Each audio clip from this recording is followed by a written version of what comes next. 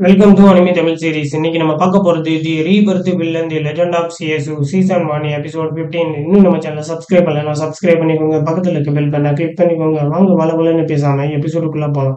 எபிசோடோட ஸ்டார்டிங்ல போன எபிசோட்ல பார்த்துருப்போம். உங்களோட நேம் வந்து ஜிஎஸ்வான்னு ஒரு பொண்ணு வந்து கேட்டிருப்பாங்க. அங்கதான் வந்து கதையை வந்து ஸ்டார்ட் ஆகுது. இது யுன்ஜே மவுண்டன். என்னோட நேம் வந்துட்டு ஹியூ லியோஃபி. நான் வந்து தாவோ பீக்க சேர்ந்த ஒரு எல்டர் தான் நான். உங்களோட நேம் வந்து ஜிஎஸ்யூ அப்படித்தானே? இந்த பொண்ணை பாக்குறப்பே ரொம்ப வந்து ஸ்ட்ரேஞ்சா இருக்காளே, இவகிட்ட சன்சீல் வேற இருக்கு. ஒருவேளை தாய் சுஜி தான் என்னை இப்படி மாறுவிடத்துல மீட் பண்ண வந்திருக்காங்களா? இது கொஞ்சம் இன்ட்ரெஸ்டிங்கா தான் இருக்கு. ஹூவா எல்டர் சிஸ்டருக்கு எனது வணக்கங்கள். ஆமா, நான் இங்க இருக்கிறது உங்களுக்கு எப்படி வந்து தெரியும்? இந்த யுன்சி மவுண்டன்ல என்னுடைய வேலையை முடிச்சுட்டு நான் நடந்து போயிட்டு இருந்தேன். அப்பதான் இங்க யாரோ கல்டிவேஷன் பண்ற மாதிரி தெரிஞ்சு.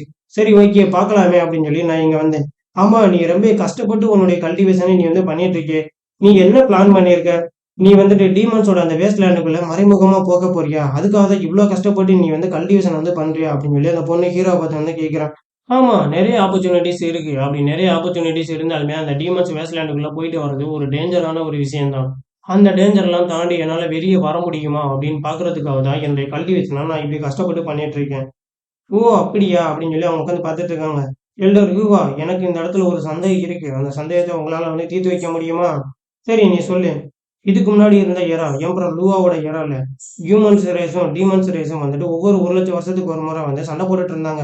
அப்ப ஹியூமன் ரேஸ் டீமன் ரேஸை விட ரொம்ப சக்தி வாய்ந்தவங்களா இருந்தாங்க.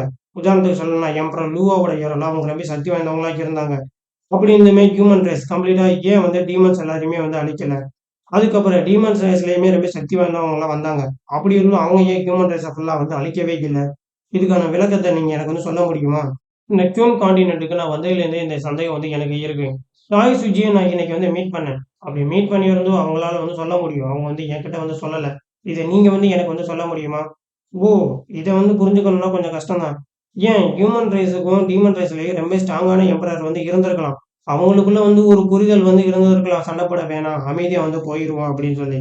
ஏன் கிரேட்டான எம்பரர் எல்லாம் வந்துட்டு ஒவ்வொரு சைடு வந்து பிறந்தெடுத்து தான் இருந்தாங்க. அப்படி அவங்களுடைய பவரான எம்பரர் எல்லாம் பிறந்தாலுமே வந்து மத்த பார்ட்டி வந்து அவங்க வந்து அட்டாக் பண்ணல. ஏன்னு நீ வந்து தெரிஞ்சுக்கிறணும் அப்படின்னா, ஒருத்தவங்க வந்து அவங்களுடைய மக்கள வந்து கண்ட்ரோல் பண்ணலாம். அத வச்சு இன்னொரு இனத்த வந்து அழிக்க முடியாது. அதனால கூட அவங்களுக்குள்ள வந்து சண்டை போடாம வந்து இருந்திருக்கலாம். நீங்க மட்டும் வந்து ஒரு எம்பரரா வந்து ஆன அப்படின்னா, இந்த டாங்கின் கான்டினென்ட்ல இருக்க ரகசியங்கள பத்தி வந்து படிச்சுக்கலாம். அப்புறம் அந்த ஸ்டாரோட ரகசியங்கள பத்தியும் நீ வந்து படிச்சுக்கலாம். ஆமா, நீங்க என்ன சொல்றீங்க? ஒரு எம்பரர விட ஒரு ஸ்ட்ராங்கான ஒரு ஆள் இந்த வேர்ல்டுல வந்து இருப்பாங்களா என்ன? எனக்கு தெரிஞ்சு அப்படி யாருமே இல்ல. எம்பரர விட ஸ்ட்ராங்கான ஒரு ஆள். நீ வந்து இத பத்தி தெரிஞ்சிருக்கியா? ஏசியன்ட் எரா, பிரிமோர்டியல் எரா, அப்புறம் லூ எரா. இத பத்தி நீ வந்து தெரிஞ்சிருப்பேன்னு நான் வந்து நினைக்கிறேன். இந்த எரால மொத்தம் 17 எம்பரர்ஸ் வந்து பிறந்தாங்க. ஆனா அவங்க எல்லாருமே ரொம்ப ஸ்ட்ராங்கான ஒரு ஆள் தான். ஆனா அவங்கலாம் எப்படி வந்து மறைஞ்சு போனாங்கன்னு யாருக்குமே தெரியல. இப்ப வரைக்கும் அவங்கள வந்து கண்டுபிடிக்கவே முடியல. ஏன் அந்த எம்பரர்ஸ் எல்லாருமே ரொம்ப திறமையான ஒருத்தவங்க. அவங்களுடைய திறமைகள் மேல நம்ம சந்தேகப்பட வேண்டிய அவசியம் கூட கிடையாது. அப்படி இருந்தும் அவங்க எல்லா பேருமே வந்து மறைஞ்சு போயிட்டாங்க. அப்பதான் ஹீரோ வந்து கேட்கறான். ஏன் அடுத்தடுத்து வந்த எம்பரர்ஸ் அதுக்கு எந்த ஒரு ஸ்டெப்புமே எடுக்கலையா?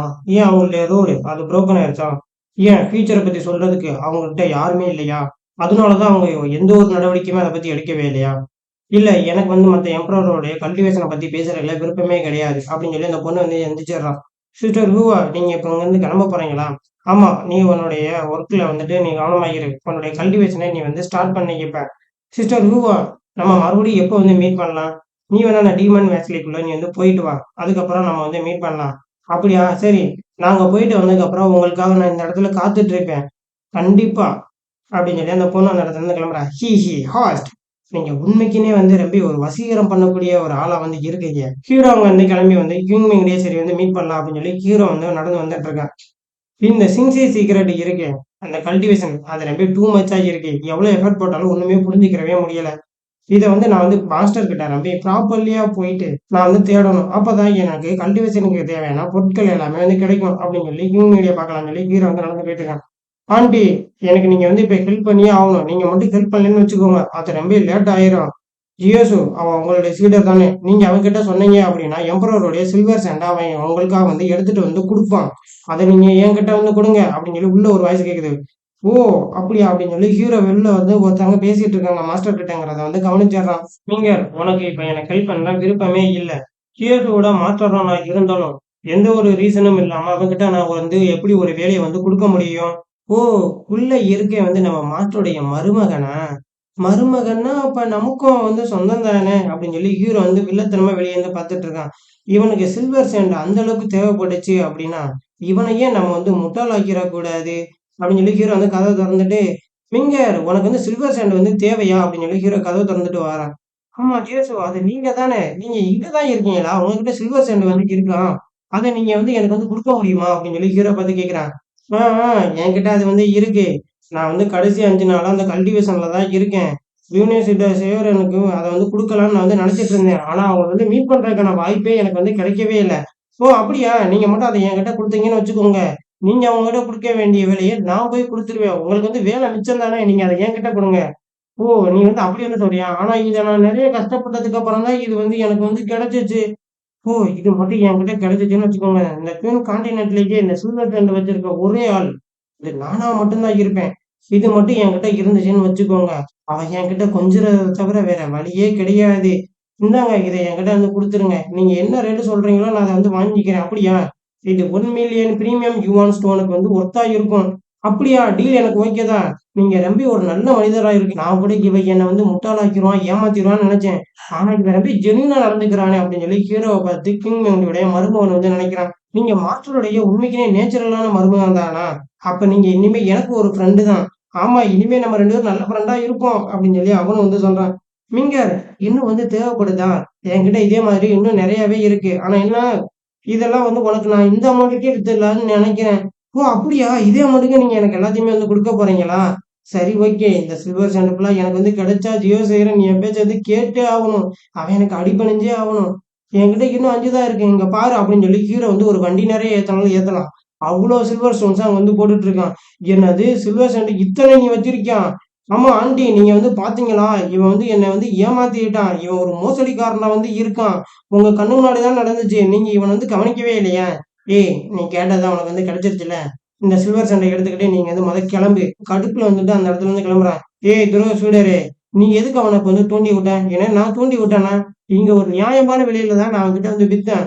நீங்க அத வந்து பார்த்தீங்க அப்படித்தானே? ஆமா. இப்ப நீங்க என்ன வந்து எப்படி வந்து கூப்பிட்டீங்கன்னு நான் வந்து தெரிஞ்சுக்கலாமா? துருவ சீடரேன்னு கூப்பிட்டேன். இன்னொரு டைம் துருவ சீடர்ன்னு நீங்க வந்து கூப்பிடக் கூடாது. எனக்கு நீங்க அடிபணிந்து கால் மீ கெச் அப்படின்னு சொல்லி தான் கூப்பிடணும். சரியா? உங்களுடைய ட்ரீம்ஸ நான் வந்து நிறைவேத்துறேன் மாஸ்டர். நீ வந்து இப்ப வந்து என்ன என்ன செய்ய போற? ஆமா மாஸ்டர். நீங்க இருந்தத விட உங்களுடைய நிறம் அது பிளம்பர் நிறத்துக்கு வந்து மாறிருச்சு. இதுக்கு முன்னாடி இருந்தத விட. ஏன் மாஸ்டர்? நீங்க வந்து வெயிட் எதுவும் போட்டீங்களா? மாஸ்டர் நான் இப்ப உங்கள ப்ராப்பர்லியா வந்து செக் பண்ண போறேன் மாஸ்டர் உங்களோட பாடிய. ஏய் முதல்ல நீ வந்து தள்ளி போ. நான் ஒண்ணும் வெயிட்டும் போடல, ஒண்ணும் போடல. நீ இங்கருந்து தள்ளி போ. ஓ! அப்படியா மாஸ்டர்? மாஸ்டர் உங்களுடைய சீடன் ரெக்வெஸ்ட்டா ஒரு பொருள் உங்ககிட்ட வந்து கேட்டேனே! அது இப்ப எங்க இருக்கு? அது இம்பீரியல் பிளேஸ்ல இருக்கு. நீ வழிய விட்டு நகரு. அப்படின்னு சொல்லி அவங்களும் எடுத்துட்டு வந்துடுறாங்க. ஹீரோ ஆமா மாஸ்டர் நான் கேட்ட பொருள் எங்க இருக்கு? அதுவா? அது இங்க தான் இருக்கு. இரு எடுத்து காட்டுறேன் அப்படின்னு சொல்லி அவங்களும் வந்து எடுத்து காட்டுறாங்க. உள்ள ஒரு ஸ்டோன் தான் இருக்கு. மாஸ்டர் நீங்க உண்மைக்குன்னே ஒரு திறமையான ஒரு ஆள் தான். நீங்க ஒரு கவிஞரும் கூட அப்படின்னு சொல்லி அவங்களோட மாஸ்டர் வந்து பெருமைப்படுத்தி பேசிட்டு இருக்காங்க. இந்த ஸ்டோன் மாஸ்டர் வெளிச்சத்த மட்டும் தராது. இந்த கல்ல வச்சு நம்ம ஒருத்தவங்கள வந்து சூடேத்த கூட முடியும். ஆமா, இப்ப நீ வந்து என்ன செய்ய போற? மாஸ்டர் இந்த கல்லு இருக்கு. இத வச்சு உங்களுடைய கால்ல, அதுவும் உள்ளங்கால்ல நான் வந்து மசாஜ் செஞ்சேன்னு வச்சுக்கோங்க. உங்களுடைய கல்டிவேஷன ரிகவரி பண்றதுக்கு ரொம்ப நல்லா இருக்கும். மாஸ்டர் நீங்க உண்மைக்குன்னு ஒரு பிரில்லியன்ட்டான வுமனா வந்து இருக்கீங்க மாஸ்டர். ஏய் துரோகி சீடரே! நீ எதுக்காக இப்ப வந்து என்ன ஏமாத்தியிருக்க? நான் வந்து உனக்கு நீ கேட்டத நான் வந்து பண்ணியிருக்கவே கூடாது. நான் ஒரு பெரிய தப்பு பண்ணிட்டேன். அப்படின்னு சொல்லி அவங்க நெனச்சுட்டு இருக்காங்க. இதோட இந்த எபிசோடு வந்து முடிஞ்சிருது. இவங்க என்னடான்னா, ஹீரோ வேற எதுக்கோ கேட்கிறான்னு சொல்லி தான் அந்த கல்ல வந்து எடுத்துட்டு வந்து குடுத்தாங்க. ஆனா என்னடான்னா, இது இப்ப அவங்களுக்கே பெரிய பிரச்சனை வந்து முடிஞ்சிருச்சு. அடுத்த எபிசோட்ல ஹீரோ கல்டிவேஷன ஸ்டார்ட் பண்ணுவான்னு நெனைக்கிறேன். என்ன நடக்க போகுது அப்படிங்கிறத நெக்ஸ்ட் எபிசோட் பார்த்து தெரிஞ்சுக்கலாம். இந்த வீடியோ பிடிச்சிருந்துச்சுன்னா ஒரு லைக் பண்ணி விடுங்க. ஒரு சப்ஸ்கிரைப் பண்ணி விடுங்க. நெக்ஸ்ட் வீடியோவில் சந்திக்கலாம். உங்களிடமிருந்து விடைபெறுவது உங்கள் ஏடிஎஸ்.